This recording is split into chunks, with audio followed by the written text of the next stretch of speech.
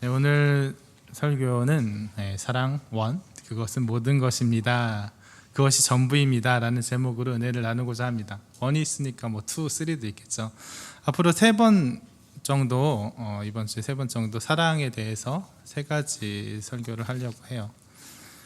자, 오늘 본문 참 유명한 말이죠. 오늘 참 유명한 얘기인데 이 설교를 시작하기 전에 먼저 뜬금없는 얘기 하나 해보겠습니다. 눈에 관련된 얘기예요. 그리스 로마 신화에 등장하는 인물 중에 오이디푸스라는 인물이 있습니다. 되게 유명하죠. 모르시는 분 없으리라고 믿어요. 자기 아버지를 죽이고 어머니랑 결혼할 거라는 신탁과 함께 태어났어요. 그래서 아버지가 그를 죽이라고 양치기한테 명령을 하는데 양치기가 차마 못 죽이고 버립니다, 숲에. 그래서 이웃나라 그 농부에게 발견돼서 그 나라 지배자의 아들로 자라요. 아들로 자라는데 이제 또 한 번 다시 예언이 오죠. 아, 얘가 아버지를 죽이고 어머니랑 결혼할 거다. 깜짝 놀라서 오이디푸스는 그 나라를 떠납니다. 자기가 양자인 걸 몰랐어요. 떠나요. 그런 일이 없게 하려고 떠나요. 그런데 떠나서 여기저기를 헤매다가 자기 아버지랑 우연히 만나죠. 우연히 만나서 그것도 길을 누가 비키느냐, 네가 먼저 비킬래 내가 먼저 비킬래, 이걸로 시비가 붙어서 자기 아버지인 줄도 모르고 아버지를 살해해 버립니다. 그리고 나중에 자기의 모국 테베의 어려움을 해결해서 스핑크스의 그 수수께끼를 풀어가지고 테베의 왕이 되면서 전 왕비, 자기 어머니죠. 자기 어머니랑 결혼하게 돼요. 참 비극적인 운명의 소유자인데, 여기서 참 그 절정의 파국을 맞게 되는 그 절정에서 오이디푸스는 나중에 이 모든 사실을 알게 되고 어떻게 하냐면 이 어머니도 알아보지 못하는 쓸모없는 자기 운명과 눈을 저주하면서 어떻게 하면 두 눈을 뽑아버려요. 여기서 되게 사소하다면 사소한 트집일 수 있는데, 저는 이것을 보면서 항상 왜 눈일까? 왜 하필 눈일까라고 생각했어요. 사실 그 신탁을 받은 아버지가 오이디푸스를 제대로 쳐다보지도 않고 그냥 나왔다는 소식이 들리니까 그럼 가서 죽여버리라 라고 했기 때문에 오이디푸스는 사실 아버지를 만난 적도 없어요. 그리고 제가 최근에 아들을 낳아봐서 아는데 애가 태어나서는 눈도 잘 못 뜨잖아요. 그리고 보지를 못하잖아요. 아직까지도 저랑 눈을 안 마주쳐주고 못 알아보는데 못 봐요. 엄마도 못 봐요. 한 번도 본 적 없어요. 차라리 죄를 묻는다면은 그 태중에서도 소리는 듣는다고 하잖아요. 귀를, 아버지 어머니 음성도 못 들은 귀를 탓하거나 아니면 아버지 어머니 냄새도 못 맡은 코를 탓하거나 그래야 될 텐데, 참 시시껄렁한 얘기죠. 이게 되게 시시껄렁하게 느낄 정도로 눈을 뽑는 게 되게 자연스럽게 느껴질 정도로 눈이란 건 우리한테 큰 의미를 갖고 있어요. 그것은 눈이 우리가 가장 많이 의존하고 있는 감각이자 또 우리 인지와 이성을 대변하는 기관이 눈이기 때문이에요. 그러니까 내가 못 알아본 거, 내가 실수한 거, 내 인지가 실수한 거, 내 지각이 실수한 거를 가장 책임질 수 있는 기관이 눈이기 때문이에요.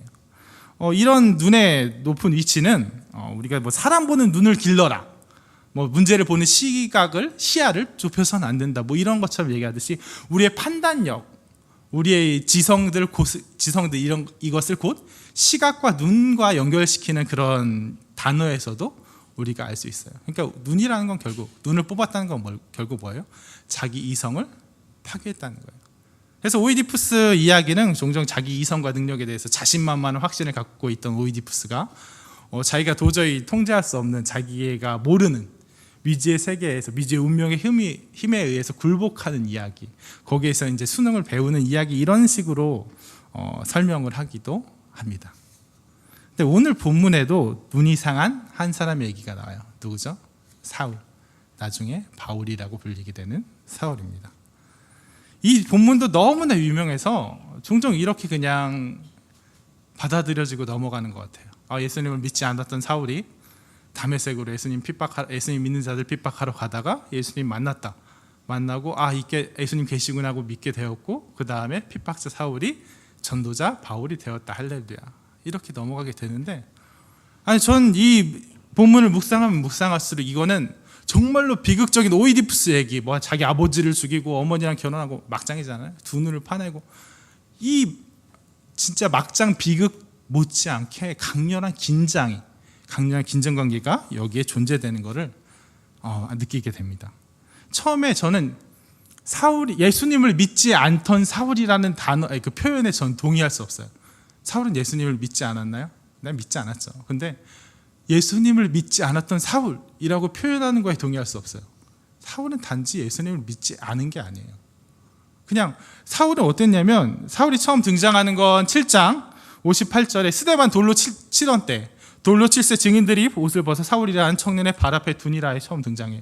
사울은 스데반의 죽음에 되게 주도적인 역할을 감당한 거예요.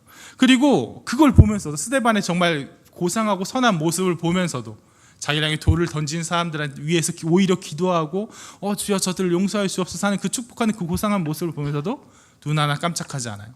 사울은 그가 죽임 당함을 마땅히 여기니라. 그 다음에도 살기가 등등해서, 정말 그 다음에도 어때? 교회를 잔멸할세 막 끌어다가 옥에 가두고 넘기는데, 잔멸이란 단어는 육식동물이 자기 음식을 움켜쥐는 거, 그래서 갈기갈기 찢는 거, 그걸 표현할 때 쓰는 말이에요. 되게 정말 완강하고 광포한 핍박자 박해자예요. 뿐만 아니라 여기 9장 1절에 사울이 주의 제자들에 대하여 여전히 위협과 살기가 등등하다고 얘기하는데, 살기가 등등하다에, 여기 살기가 등등하다는 살기에 숨결을 내뿜고 있다, 살기로 호흡하고 있다, 그 호흡에 살기가 뚝뚝 묻어난다는 말이에요. 육식동물이 먹이를 탁 움켜잡기 전에 그르렁 대고 있는 한껏 살기가 오른 그런 모습을 묘사하는 말이에요. 정말 완고한 핍박자예요. 박해자예요. 이것을 위해서 제가 예수님을 믿는다고 사람들 죽이고, 실제로 죽이고 옥에 가두고 때리고 이렇게 한 사람이에요. 거기에 인생을 건 사람이에요. 예루살렘도 모자라서 다메섹까지, 내가 다메섹의 여러 회당까지 가서 내가 잡아오겠다고 이렇게 나서는 사람이에요. 이 사람한테 단지 예수님을 믿지 않았다라는 말이 가당키나 할까요? 뭐라 그래야 될까요? 그럼 예수님이 안 계시다는 거, 예수님이 하나님의 아들이 아니라는 걸 강하게 믿은 사람이에요. 예수님을 안 믿은 게 아니라 예수님이 하나님의 아들이 절대로 될 수 없다고 믿은 사람이에요. 이거는 마치 우리가 신천지 교주인 이만희가 신이 아니다라는 걸 단지 믿지 않는 정도가 아니라 신이 절대로 아니다라고 굳게 믿는 거랑 같은 맥락이에요. 우리가 이슬람교의 알라가 신이 아니다라고 믿지 않는 정도가 아니라, 저 사람은 알라는 신일 수가 없다라고 강하게 믿는 거예요. 그러니까 스데반 보고도 마음이 안 움직이는 거예요. 우리가 신천지에 정말 열렬한 교인을 본다고, 정말 자살폭탄 테러하는 이슬람 교도 극렬분자들 본다고 저런 거 보니까 뭔가 있는 것 같아 하고 마음 움직이나요? 아니죠. 우리 어떻게 해요? 저 진짜 무섭다, 저 사람 세어난 거 진짜 무섭다 하고 오히려 더 마음을 닫아버려요. 마음속에 더 거기를 정죄해버려요. 저 경계심만 키우게 돼요. 마찬가지예요. 사울은 어떠냐면 아주 강한 확신 가운데 거했어요. 예수님은 하나님의 아들이 없다는 거예요. 하나님의 아들일 리가 없다는 거예요. 가능성이 제로라는 거예요. 그 확신 가운데 예수님의 제자들을 바라봤기 때문에 철저하게 핍박할 수 있었던 거예요. 스데반 쟤 저러는 거 보니까 사람을 얼마나 저렇게 무섭게 만들 수 있는 예수의 도라는 게 참 무섭다, 이건 싹을 잘라버려야 된다, 이렇게 나오는 거예요. 바울은 확신범이에요. 왜 그렇죠?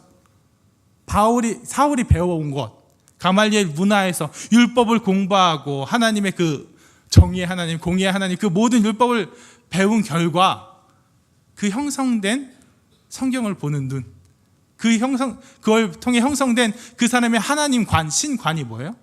도저히 예수님을 받아들일 수 없는 세계인 거예요. 하나님의 아들이 우리 인간을 위해서, 이 완악한 인간을 위해서 목숨을 버린다는 게 있을 수가 없는 일이에요. 너무나도 비합리적이고 너무나도 비상식적인 일이에요. 어떻게 하나님의 아들, 최고의 분께서 이 낮은 자를 위해서 대신 목숨을 버려요? 정의롭지 않아요. 공의롭지 않아요. 이 사람들 아무것도 한 게 없는데, 정말 완악할 뿐인데 하나님의 아들께서 목숨을 버리신다. 불합리한 희생이에요. 이해할 수가 없어요. 그래서 이 사울이 굳게 믿고 있던 하나님은 뭐냐? 그런 식으로 일하는 하나님 아니에요. 예수님 도저히 그 사람의 신앙에서 받아들일 수 없는 거예요. 사울이 구했던 의와 공의의 그 세계, 율법의 그 세계에는 예수님의 사랑이, 예수님의 희생이 들어갈 틈이 없었던 거예요. 그래서 사울은 확신했어요. 예수님은 하나님의 아들이 아니다. 사기꾼이고 사람들을 정말 무섭게 변화시켜서, 세뇌시켜서 자기 목숨마저 웃으며 버리게 만드는 놀라운 사이비 교주다. 싹을 말라버려야 된다. 그렇게 강한 확신을 갖고 있던 사람이에요. 그랬던 사람이 이제 그 열심으로 다메섹으로 가다가 예수님을 만나게 돼요. 사실 저도 이런 이미지를 갖고 있었어요. 예수님을 만나게 되는데 영광의 빛이 딱 둘러비치고 예수님이 딱 나와서 사울아 네가 나를 왜 핍박하느냐 하고 딱 나오실 때 예수님의 하나님의 그 영광이, 그 권능이 바울을 딱 사울을 압도하고, 그래서 사울이 떼굴떼굴 굴러 떨어져 갖고 아니 누구십니까 하고, 네 저도 이런 이미지 갖고 있었어요. 하나님의 영광이 사울을 산산히 부숴서 그 사울이 갖고 있던 그 모든 생각을 다 외부에서, 느낌상 외부에서 때려 부숴서 사울을 완전 기진맥진 포기하게 만들었구나. 그래서 사울이 그 앞에서 납작 엎드려갖고 다 부서진 채로, 깨진 채로 예수님을 받아들이게 만들었구나 라고 생각했어요. 그런 이미지를 갖고 있었어요. 근데 사실 최근에 이거를 다시 묵상하면서 그런 뉘앙스가 아닌 것 같다고 생각했어요. 자, 다른 때는 어떤가요? 보통 예수님, 하나님께서 이렇게 하나님을 만난다면 어떻죠? 분위기가 장엄해요. 아주 막 BGM으로 되게 장엄한 음악, 바그너 음악 같은 게 깔려야 될 것 같아요. 모세 어떻게 만나셨어요? 불타는 떨기나무 가운데, 타지 않는 그 나무 가운데 모세가 거룩한 땅이 네 발에 신을 벗으라 이렇게 멋있게 나타났어요. 나중에 시내산에 올라가서 만날 때도 뭐 불 가운데, 소리 가운데 아주 멋있게 만나시잖아요. 나 만군의 여호와다, 나 전능한 여호와다 이렇게 항상 만나시잖아요. 근데 그 맥락대로라면 이렇게 만나셔야 될 것 같아요. 핍박하는, 감히 나를 핍박하는 정말 겁대가리 없는 사울한테 예수님이 나타나셔서 너 뭔데 감히 나를 핍박하느냐? 나 누군지 아냐? 나 하나님의 아들이다. 나 왕같은 제사장이다. 나 하나님의 우편에서 지금 너희들을 바라보고 있는 하나님의 어린 양이다. 네가 감히 나를 핍박하느냐? 이렇게 나와야 될 것 같은데 여기서 예수님께서 사울에게 나타나서 얘기하신 말은 그렇지 않아요. 되게 간결해요. 너무 어떻게 보면 초라하고 남루할 정도로 간결해요. 뭐라고 하시죠? 사울아, 내가 어찌하여 나를 박해하느냐? 누구십니까? 나는 내가 박해하는 예수다. 이 간결한 말 속에서, 뭐가 느껴져요? 예수님은 지금 사울에게 윽박지르고 계시지 않으세요? 사울을 압도해서 사울을 부서뜨리고 계시지 않으세요? 사울에게 뭘 하고 계세요? 사울을 부르고 계세요. 이 간결한 말에서 관심은 뭐냐면 아니 아주 간단해요. 너 왜 나를 박해하느냐? 난 네가 박해하는 예수다. 이 말의 뜻은 뭐예요? 나 박해하지 말아라는 얘기예요. 근데 그 박해하지 말라는 그 말이 의도하는 바가 뭐예요? 예수님이 사울이 그 박해가 무서워서, 사울이 박해자가 되면 많이 아프니까 야 그만해, 많이 아파, 더 이상 때리지 마, 날 박해하지 마, 너무나도 괴로워, 그래서 하지 말라는 거예요? 아니에요. 여기서 관심은 누구예요? 사울이에요. 사울아, 너 왜 나를 박해하는 그곳에 서 있느냐? 왜 나는 너를 구원하러 왔는데 너는 나를 받아들이지 않고 왜 그 편에 서 있느냐? 너 왜 나의 그 사랑을 모르고 여전히 의와 공의의 그 그늘에서 나를 박해하고 나를 저버리는 그 길에 서 있느냐?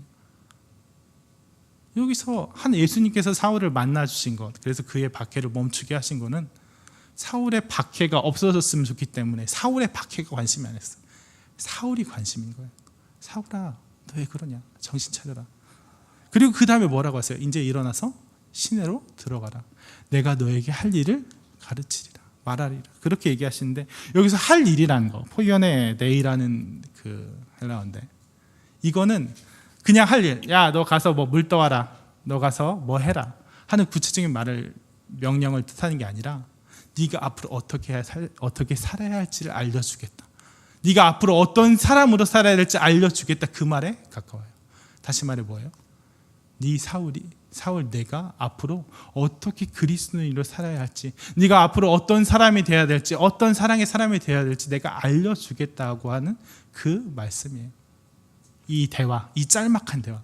네가 나를 왜 박해하느냐? 어찌하여 나를 박해하냐? 내가 박해한 예수다. 내가 너를 바꾸겠다. 내가 너에게 어떻게 살아야 될지 알려주겠다. 이 말은 사울아, 네가 나를 핍박하고 있지만, 네가 나를 박해하고 있지만 나의 제자들을 마구 때리고 옥에 가두고 죽임까지 당하게 만들고 있지만 나 너를 돌이키겠다 하는 되게 따뜻한 메시지예요. 그 빛이 얼마나 따뜻할까 한번 생각해 보세요. 그 빛은 눈을 찌르는 강렬한 빛이라기보다는 제 느낌상으로는 하나님 포근하게 감싸는 빛이었을 것 같아요. 너 왜 감히 나를 대적하느냐 하는 그런 으름장이 아니라 네가 왜 나를 박해하느냐. 난 널 사랑하기를 원하는데 넌 왜 나를 미워하느냐. 난 너의 손을 잡기를 원하는데 넌 왜 나의 손을 밀어내느냐. 안타까움에 가까워요. 그를 돌리기 위한 예수님의 안타까운 몸짓에 가까워요. 그런데 이것이 놀랍게도 사울을 가장 강하게 뒤흔들어놔요. 차라리 바루에게 했던 것처럼, 아비멜렉에게 했던 것처럼, 나 여호와다, 너 지금 사라를 돌려보내지 않으면, 내 명령을 따르지 않으면 내가 너를 크게 깨부술 거다, 내가 너에게 큰 벌을 내릴 거다 하는 그런 으름장이었으면 사울은 오히려 받아들이기 쉬웠을지도 몰라요.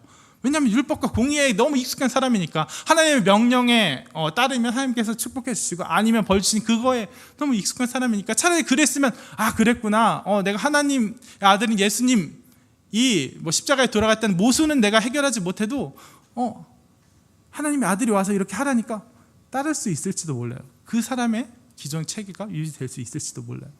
근데 다시 말하자면 어떻게 오셨다고요? 하나님께서, 예수님께서 그렇게 으름장으로, 그렇게 명령으로 오신 게 아니라 내가 너 이걸 해라, 그러면 따르면, 네가 그 따르는 의가 있으면, 따르는 공로가 있으면 나 이거 해주겠다.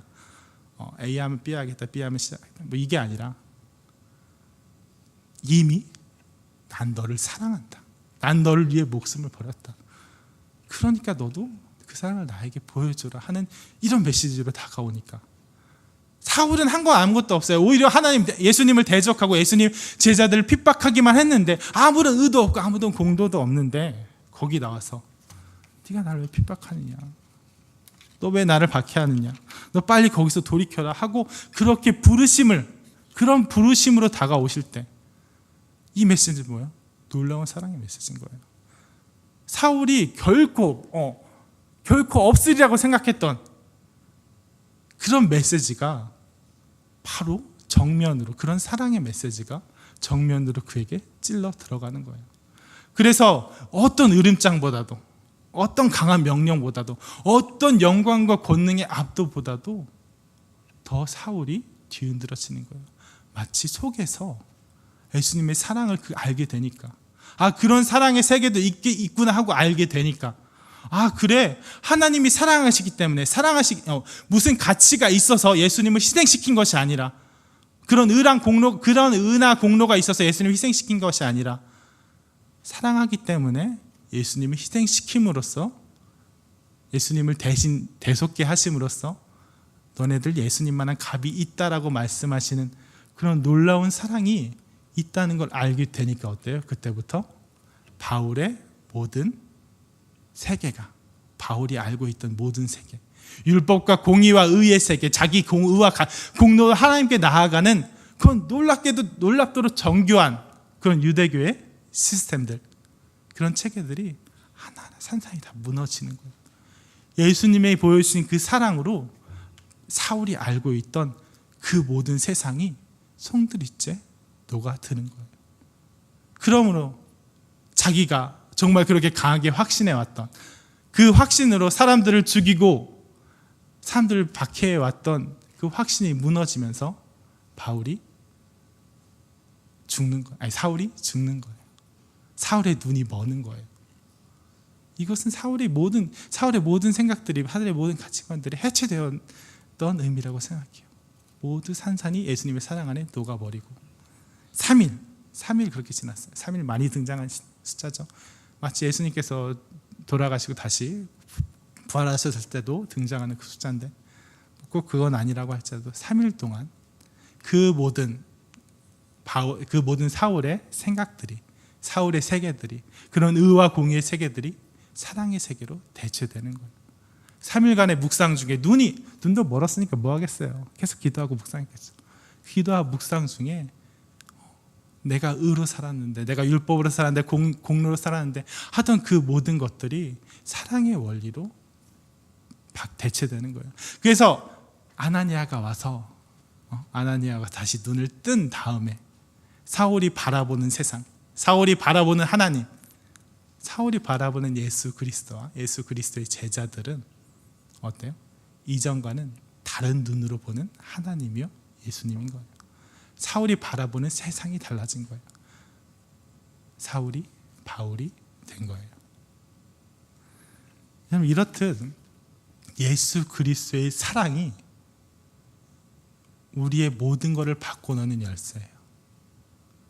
예수 그리스도의 사랑이 들어가면 우리가 갖고 있던 관성들, 우리가 갖고 있던 옛 습관들, 옛 지식들, 내가 나름대로 예수님을 알기 전에 내가 이 세상을 내가 내 힘대로, 내 능력대로, 내 욕망대로 살아가던, 그러면서 구성해 나왔던 나의 단단한 체계들이 예수님의 사랑을 알게 되면 어때요? 그 사랑의 원리대로 재편되는 거예요. 녹아 들어가는 거예요. 예수님에 대한 사랑을 내 마음에 품는 것, 그것이 바로 우리 믿음의 출발이에요. 예수님의 사랑으로 내 모든 것을 녹아내는 게 바로 기독교 신앙의 본질이에요. 그렇기 때문에 우리는 다른 무엇보다도, 다른 어떤 작업보다도 먼저 그 사랑을 붙들려고, 그 사랑으로 나의 모든 것을, 나의 모든 시선들을 변화시키려고 노력해야 돼요. 사랑과 은혜의 하나님, 한 일주일 동안 그 은혜와 사랑을 감사드립니다. 그리고요, 제가 원하는 것은요, 그리고요, 제게 닥친 문제는요, 그리고요, 이렇게 간단히 얘기하고 넘어갈 게 아니라 기도한 중에, 묵상한 중에 제 욕심대로는 대부분을 80%를 하나님 사랑합니다. 하나님의 사랑이 날 가득하는 것을, 가득 채운 것을, 날 여태까지 인도해 온 것을, 하나님의 은혜가 정말 가득 넘치는 것을 감사드립니다 하고 계속 재확인해야 되고, 내가 그 사랑으로서 다른 사람들을 용서하고, 내가 그 사랑으로서 다른 사람들에게 나아가기를 끊임없이 구해야 돼요. 성경에서 기도하다가 누구를 용서하지 못한 일, 누가 다툰 일이 생각나거나 가서 용서하고 와서 다시 기도하라는 말, 바로 그런 맥락으로 생각해요. 그 사랑이 모든 것, 나를 사로잡아 모든 걸 변하게 만들려고 해야 돼요. 그럼 그 사랑이 모든 것이에요.